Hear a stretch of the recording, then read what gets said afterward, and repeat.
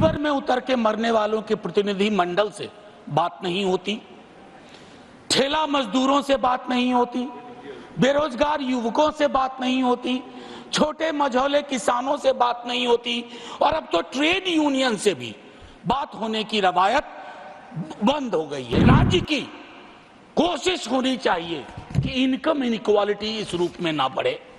मैं नहीं बताना चाहता कि 90% संसाधन किसके कब्जे में है। ये मत समझिएगा कि मैं धन संचय का विरोधी हूं या अमीरी का विरोधी हूं, लेकिन अश्लील अमीरी और जिसका भोंडा प्रदर्शन हमने हाल के दिनों में देखा है। जब तक आप जातिगत जनगणना नहीं करवाएंगे, आपकी टारगेट स्पेसिफिक नहीं होगी, आपका बजट मीनिंगलेस होगा, आपकी नीतियां लोगों तक नहीं पहुंचेंगी। हमने लाखों के बोल सहे सितमगर तेरे लिए, तो मैं सितमगर से आग्रह करूंगा इन मुद्दों के मद्देनजर बजट को रीलुक दीजिए, बजट को आम आदमी का बजट बनाइए। मैं बजट पर आने से पूर्व प्री बजट कंसल्टेशन पर 30 सेकंड बोलूंगा। प्री बजट कंसल्टेशन होता है माननीय उपसभापति महोदय। मैंने उद्योगपतियों के साथ मीटिंग देखी, कॉरपोरेट हाउसेस के साथ मीटिंग देखी, और मैं आज की ही बात नहीं कर रहा हूं। कई वर्षों से प्री बजट कंसल्टेशन में सीवर में उतर के मरने वालों के प्रतिनिधि मंडल से बात नहीं होती, ठेला मजदूरों से बात नहीं होती, बेरोजगार युवकों से बात नहीं होती, छोटे मझौले किसानों से बात नहीं होती, और अब तो ट्रेड यूनियन से भी बात होने की रवायत बंद हो गई है। क्योंकि हाल के दिन में जॉर्ज साहब पर एक किताब पढ़ रहा था, राहुल राम गुंडल जी की, उसमें पता चला कि आज जिन चीजों के लिए लोग नाराज हो जाते हैं सदन में, जॉर्ज साहब तो उन चीजों के बगैर सदन में अपनी बात ही नहीं रखते थे, चाहे बिजनेस हाउसेस का नाम लेना हो या इंडस्ट्रियल पॉलिसी की बात हो। मैं ये क्यों कह रहा हूं कि ये मैडम का 7वां बजट है, उनको बहुत बधाइयां मिली।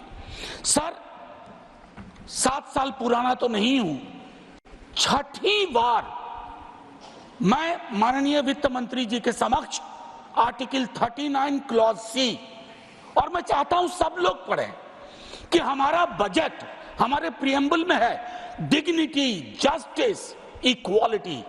हमारा बजट उसको कितना रिफ्लेक्ट करता है। आर्टिकल 39 सी जो कंसंट्रेशन ऑफ वेल्थ की बात करता है माननीय उपसभापति महोदय, कि राज्य की कोशिश होनी चाहिए कि इनकम इनइक्वालिटी इस रूप में ना बढ़े।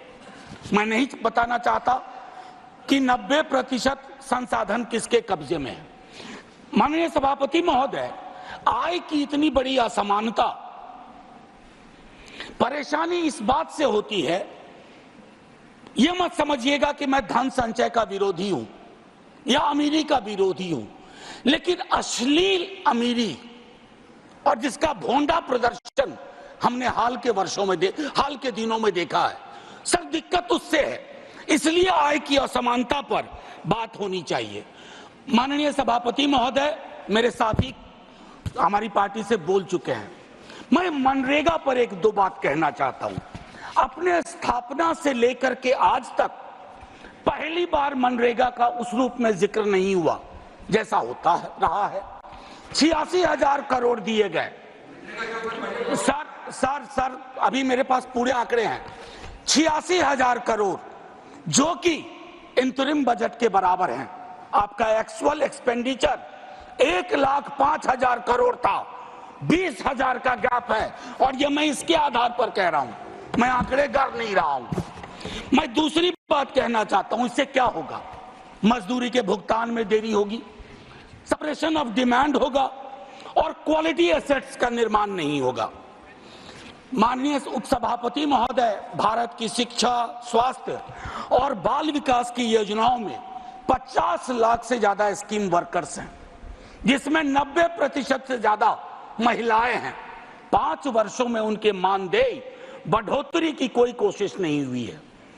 महोदय, कोरोना का पूरा भार किसकी लाश है, कौन बीमार है, इन्होंने उठाया। आपने इसकी मानदेय, चाहे आशा, ममता, आंगनवाड़ी, रसोईया आदि, कृषि को लेकर के एक बड़ी आबादी है, 65-70% अभी भी निर्भर है। खेतीहर मजदूर, छोटे मझोले किसानों, उनकी दिक्कतें अलग हैं। माननीय उपसभापति महोदय, कृषि के आउटपुट का आंकड़ा भी सवालों के घेरे में है, लेकिन सवाल लेंगे नहीं। Legal guarantee to MSP, what stops you? Please, मैं चाहता हूं इन चीजों पर खुल के बात हो। सर, 24 के मैंडेट की एक खास बात है, मैं पहले कह चुका हूं, दोनों पक्षों के लिए एक संदेश, हमारे लिए संदेश है what you have done is not enough, और उनके लिए संदेश है एक्नॉलेज करो दिक्कत कहां है। एक्नॉलेजमेंट है इस बजट में सर, मैं इनकार नहीं करता हूं, एक्नॉलेजमेंट है। प्राथमिकताओं की बात होती है।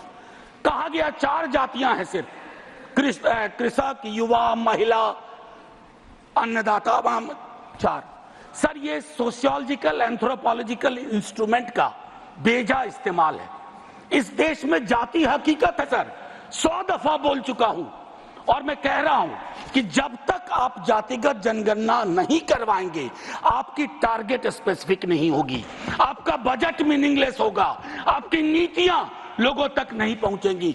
सर पे हाथ रखने से, आंख पर हाथ रख लेने से हकीकत नहीं बदलती है सर। और I must tell you, idea which has arrived, you can not kill that idea. Caste census is that idea. Sir, बेरोजगारी को लेकर के तकरीबन 27-28 करोड़ का बैकलॉग है सर, और बेरोजगारी की कहानी अद्भुत है। एक बड़ी आबादी है जो डिस्गाइज्ड अनएम्प्लॉयमेंट में है, कुछ अंडर एम्प्लॉयमेंट में है, अंडर एम्प्लॉयमेंट, कुछ उस बस 1-1.5 मिनट और लूंगा, कुछ उस सीमा को पार कर चुके हैं। आप 80 लाख की बात इस बजट में करते हैं, आपको प्रतिवर्ष 5-6 करोड़ रोजगार और नौकरी की व्यवस्था करनी होगी, तभी जाकर के ये जो डेमोक्रेटिक डिविडेंड है जो आप लोग कहते हैं, उसको आप एड्रेस कर पाएंगे। एमएसएमई सेक्टर सर, खास करके उसमें जो माइक्रो और स्मॉल है, आपने उसकी रीढ़ तोड़ दी है, चाहे डिमोनेटाइजेशन हो, जीएसटी हो, और रीढ़ तोड़ने के बाद सर सर्जरी चाहिए, बैंडेड नहीं लगाना पड़ता है, आप बैंडेड लगा रहे हैं। अप्रेंटिसशिप, इंटर्नशिप, एक ही बात कहूंगा सर, खत्म ही कर रहा हूं, 5,000 रुपया आप दे रहे हैं। एक तो कहते हैं विल नज द कॉर्पोरेट हाउस, मैंने नज का हिंदी अनुवाद देखा, कोहनी से धक्का मारना होता है। अब आप कॉर्पोरेट हाउस को कोहनी से धक्का मार के कह रहे हो कि रख लो 5,000, 30 दिन से सर, बस 1 मिनट और 30 दिन से डिवाइड करिए, 166 रुपए 66 पैसे, ये तो न्यूनतम मजदूरी भी नहीं है। और आखिरी सर, जय हिंद बोलने से पहले बिहार को लेकर बड़ी बात हुई सर, हम तो मुफ्त में बदनाम हो रहे हैं। 2015 का प्रधानमंत्री जी का आरा वीर कुंवर सिंह की धरती का भाषण सुनिए, फिर टॉर्च लेकर के या लालटेन लेकर के स्किल यूनिवर्सिटी ढूंढिए, केंद्रीय विश्वविद्यालय भागलपुर में ढूंढिए। हम तो सिर्फ इतना कहना चाहते हैं, हमने लाखों के बोल सहे सितमगर तेरे लिए, तो मैं सितमगर से आग्रह करूंगा इन मुद्दों के मद्देनजर बजट को रीलुक दीजिए, बजट को आम आदमी का बजट बनाइए। जय हिंद सर, शुक्रिया बहुत।